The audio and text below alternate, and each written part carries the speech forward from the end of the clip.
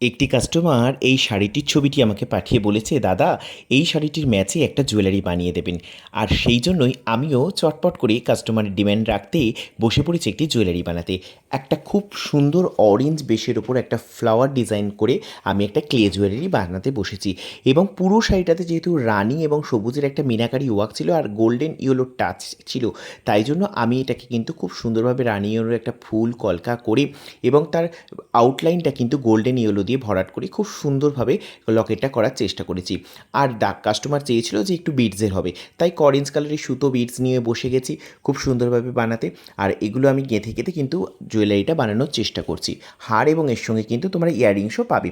যারা এরকম customise earrings, হার পেতে চাইছো, জুয়েলারি পেতে চাইছো, তারা অবশ্যই স্ক্রিনে দেওয়া বুকিং নাম্বারে তোমরা কিন্তু ঝটপট ঝটপট যোগাযোগ করবে। আর জুয়েলারিটা দেখে জানিও যে কেমন হয়েছে। আমার মনে হয় তো ভালোই লাগছে।